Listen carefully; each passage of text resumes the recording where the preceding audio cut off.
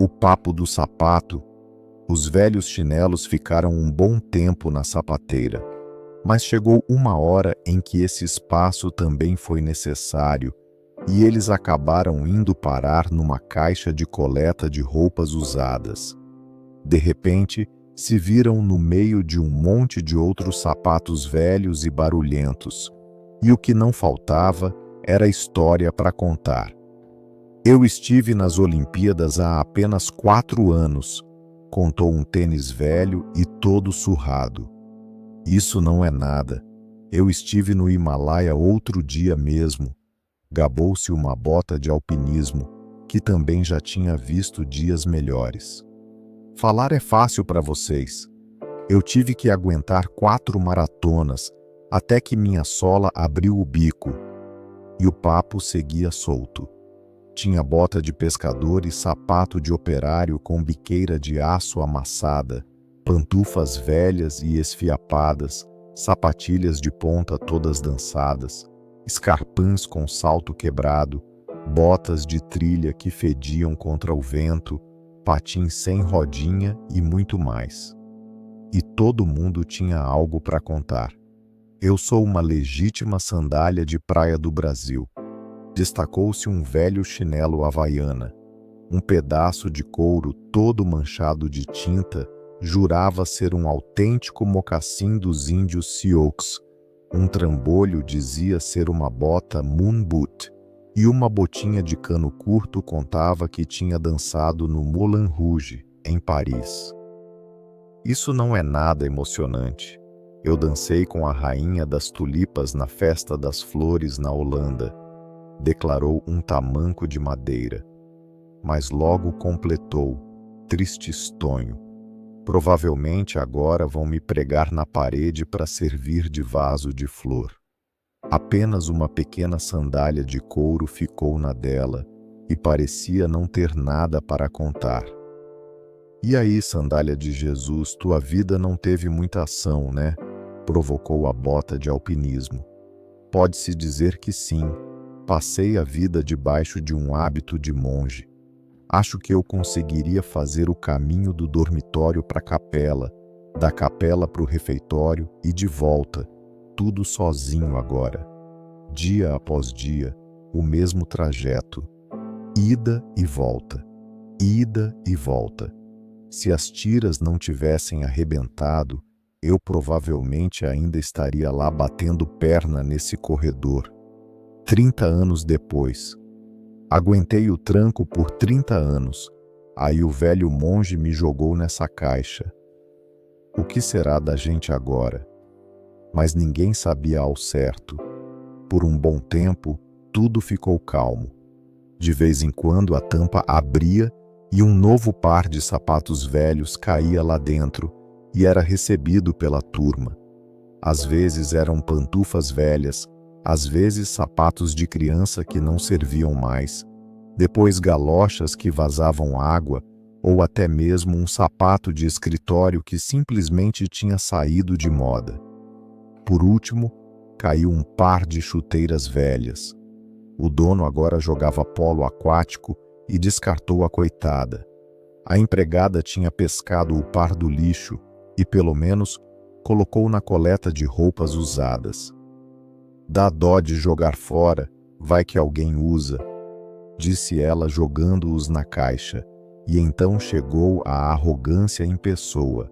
Um sapato de golfe gasto. Ele não falava com ninguém.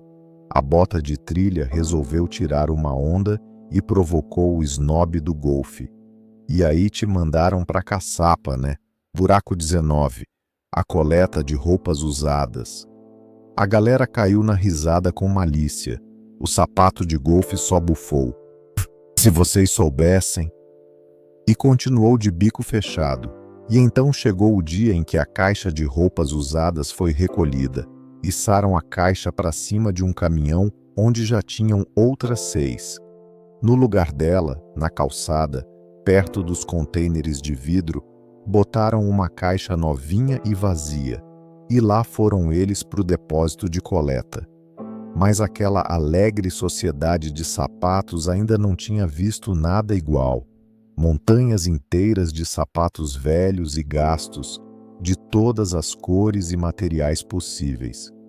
Centenas de chinelos arrebentados, dúzias de sapatilhas de balé, montanhas de sapatos masculinos bocejando, botas e pelo menos tantos sapatos femininos fora de moda, de todas as cores do arco-íris.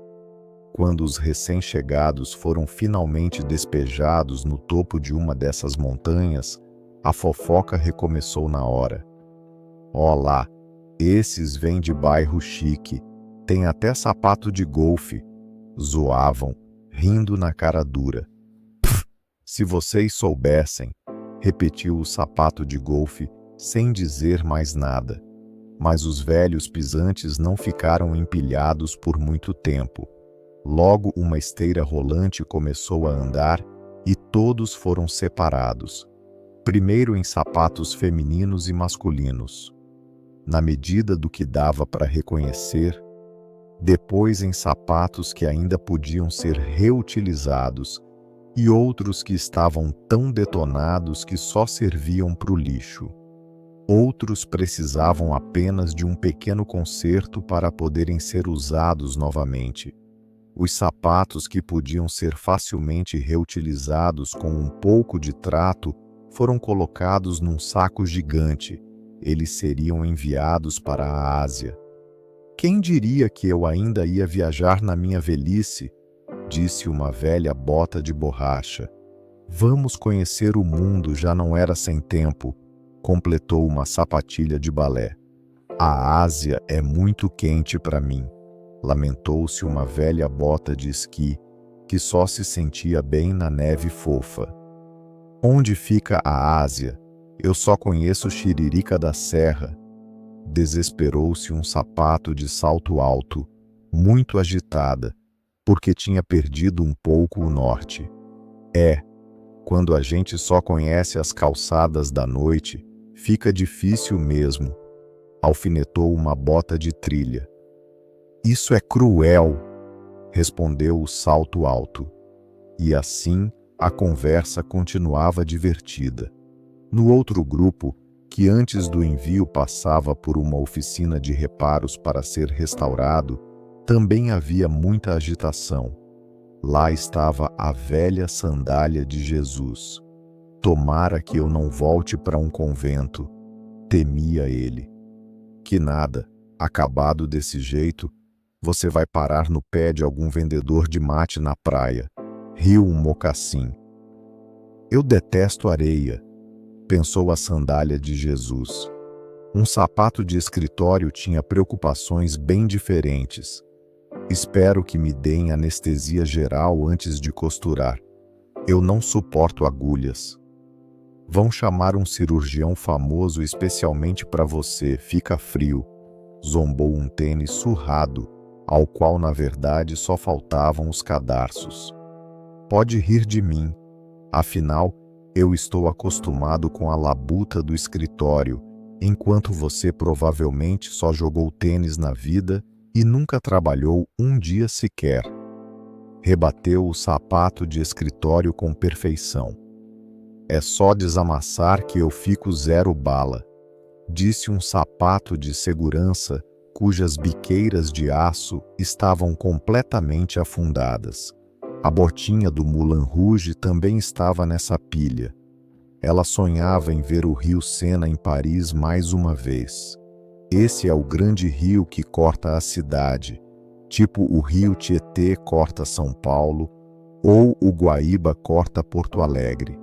Agora você vai ter que procurar outras margens, amiga, consolou-a uma sandália. E então havia a pilha de chinelos velhos que realmente não serviam mais para nada. Eles foram separados novamente por materiais. Plástico com plástico, couro com couro, tecido com tecido. Que fim de carreira, choramingou uma pantufa. Daqui a gente vai direto pro céu, né? Quis saber o chinelo de dedo. Uma bota de plástico tinha ouvido um papo torto. Uma funcionária falou em triturador. Será que dói? Que nada. sorriu um sapato velho. Você entra lá como bota e sai como pneu de carro. Então você ainda vai rodar mais alguns quilômetros. Você é muito malvado. Aí o bicho pegou. Eles foram colocados numa caixa, comprimidos sob grande pressão, até formar um cubo cheio de velharias. Em seguida, 3 cintas de plástico foram colocadas ao redor. Uma empilhadeira pegou o fardo e o levou para outro galpão, onde estava bem quente. Eles tinham ido parar na usina de incineração e provavelmente iriam para o forno, para pelo menos gerar um pouco de calor para a cidade. Então isso aqui é o inferno, gritou o tênis de maratona, e essas foram suas últimas palavras.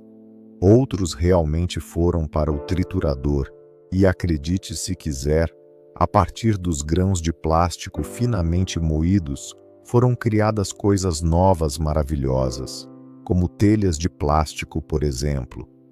Foi assim que a bota de esqui quebrada acabou no telhado de uma casa. Olhou para as pequenas nuvens brancas e disse: então isso aqui é o céu. E o que as telhas têm para contar? Bom, isso eu conto em outra história.